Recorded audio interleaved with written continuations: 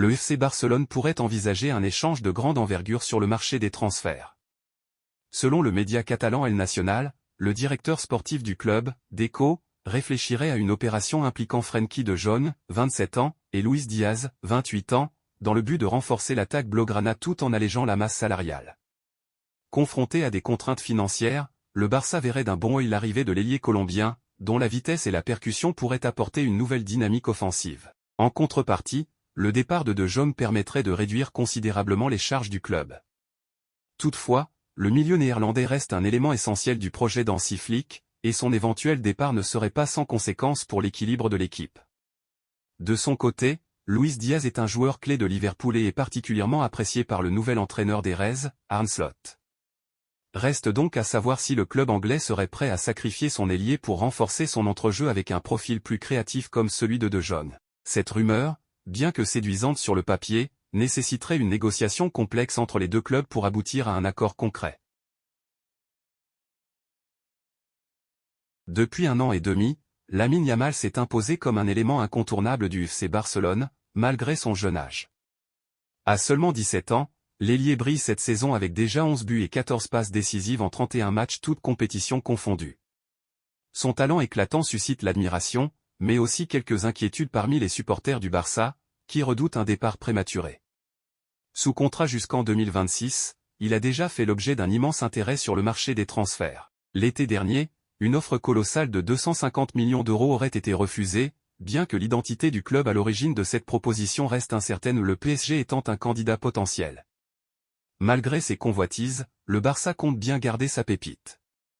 Deco, directeur sportif du club, s'est montré catégorique dans un entretien accordé à Sport. Pour lui, Lamine Yamal est fait pour évoluer à Barcelone et son avenir s'écrit en Catalogne, c'est un joueur du club, formé ici, comme Gavi ou Cubarsí. Il n'existe pas de meilleur endroit pour eux que le Barça. Je pense que Lamine ressent cet attachement, qu'il aime jouer ici et qu'il est heureux à Barcelone, entouré de ses amis et de sa famille. De notre côté, nous devons tout faire pour qu'il continue à s'épanouir et nous assurer qu'il soit toujours satisfait de son rôle au club. Nous avons une responsabilité à son égard, tant sur le plan sportif que personnel. Il est un élément clé de notre projet et il n'a tout simplement pas de prix. Nous n'avons aucune intention d'écouter les offres. Le Barça semble donc déterminé à verrouiller l'avenir de son prodige en lui proposant une prolongation de contrat à long terme. Reste à savoir si le club catalan parviendra à concrétiser cette ambition et à éloigner définitivement les prétendants qui rêvent de s'attacher ses services.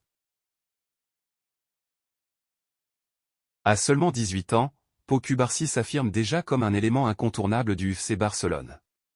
Comme annoncé par la presse catalane un peu plus tôt, le jeune défenseur central a décidé de prolonger son aventure avec son club formateur. Après Pedri, Gavi et Ronald Araujo, c'est désormais à son tour de sécuriser son avenir en Catalogne. Son nouveau contrat le lie désormais au Blaugrana jusqu'en 2029, une prolongation qui vient d'être officiellement annoncée par le club. Dans un communiqué, le Barça a confirmé l'accord trouvé avec son joueur, le FC Barcelone et Pau Cubarsí ont trouvé un accord pour la prolongation de son contrat, désormais valide jusqu'en juin 2029. Cubarsí, qui a rapidement gravi les échelons, s'est imposé comme un titulaire indiscutable au sein de l'effectif. Avec déjà 60 matchs en équipe première toutes compétitions confondues, il fait preuve d'une régularité impressionnante. Cette saison, il est d'ailleurs l'un des piliers du collectif Blaugrana et se distingue par son temps de jeu exceptionnel. Aux côtés de Jules Koundé, il est le seul joueur de l'équipe à avoir participé à l'intégralité des 36 rencontres disputées par le Barça. Cette prolongation témoigne de la confiance que le club place en lui et de son importance dans le projet sportif des Catalans. En sécurisant l'un de ses jeunes talents les plus prometteurs, le Barça continue de miser sur l'avenir et sur la formation, fidèle à sa tradition de développement des pépites issues de la Masia. Arrivé au FC Barcelone à l'été 2022, Jules Koundé, 26 ans, s'est imposé comme un élément incontournable de la défense catalane. Son impact sur le terrain satisfait pleinement les supporters et les dirigeants blaugrana, mais une affaire en coulisses vient ternir son transfert. Selon les informations du média catalan Gigante, une plainte a été déposée contre le Barça par un certain Isaac T. Lopez. Ce dernier affirme avoir joué un rôle d'intermédiaire dans le transfert du défenseur français et réclame une commission de 3 millions d'euros qu'il n'aurait jamais perçue. Cette réclamation pourrait donner lieu à un litige juridique, bien que le club catalan n'ait pas encore officiellement réagi à cette affaire. Reste à voir comment évoluera cette situation et si une issue favorable sera trouvée pour les deux parties. En attendant, Jules Koundé continue de briller sous les couleurs blaugrana, focalisé sur ses performances sur le terrain. Vitor Roque ne retournera pas au Brésil de sitôt. Malgré l'intérêt prononcé de Palmeiras, qui souhaiterait s'attacher ses services avant la fermeture du mercato hivernal brésilien le 28 février, l'attaquant de 19 ans ne devrait pas bouger dans l'immédiat. Le club pauliste, désireux de renforcer son effectif en vue de la Coupe du Monde des clubs, devra donc revoir ses plans. Sous contrat avec le FC Barcelone, qu'il avait recruté l'hiver dernier pour 30 millions d'euros, Vitor Roque évolue actuellement au Betis Séville sous la forme d'un prêt jusqu'à la fin de la saison. Un prêt assorti d'une option d'achat de 25 millions d'euros, permettant au club andalou d'acquérir 80% des droits du joueur. Si le Betis décide de ne pas lever cette option cet été, l'international brésilien retournera gratuitement au Barça.